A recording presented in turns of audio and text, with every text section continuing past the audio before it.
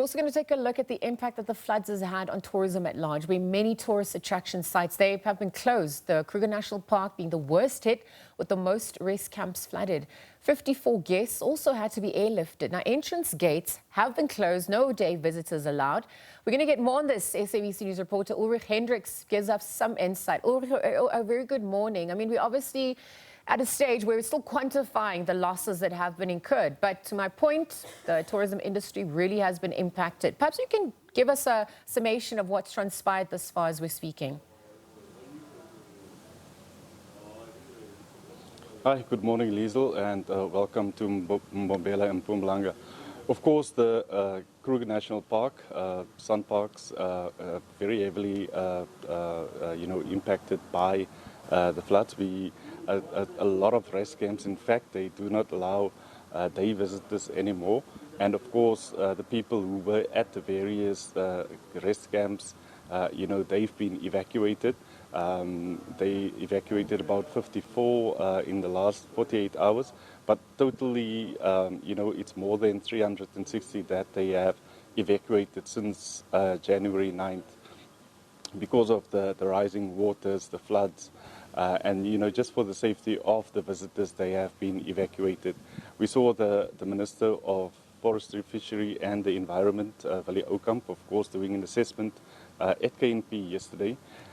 Just still a bit too early to quantify the damages, but, everybody that we spoke to yesterday, of course, saying that the damage is extensive, and while the river levels at the moment are slowly subsiding, they're expecting that to rise again because the KNP, of course, being fed by other areas. So the rivers that flow through KNP, of course, flooded, being fed by other rivers, and so they're expecting a bit to rise again.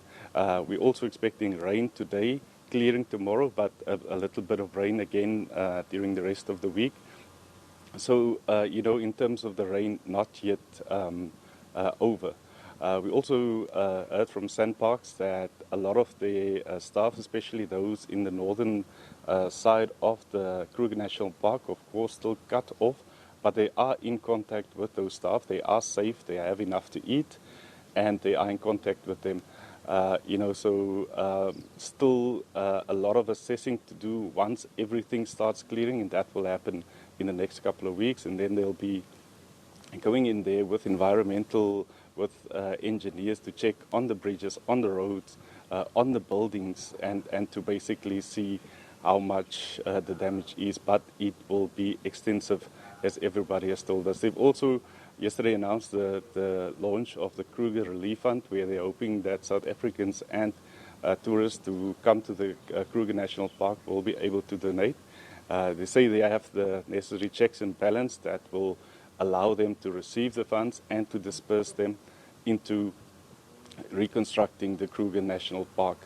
Of course, elsewhere, in the Mpumalanga, Mpumalanga, still devastation, still bridges, roads, houses, infrastructure, of course, still damage. That assessment's also being done. And we saw the Minister of Kokta, of course, yesterday touring the parts of the province and saying that, it will cost in the region of about 2 billion rand. The provincial government, of course, saying that their fiscus not able to sustain them. So hoping for, private sponsors, but also national government to come to the party to assist them. Liesl?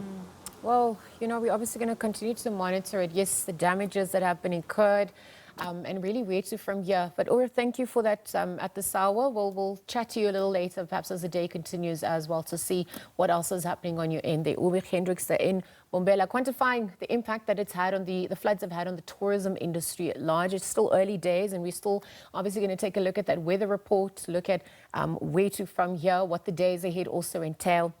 But for now, Ulrich Hendriks just bringing us that update.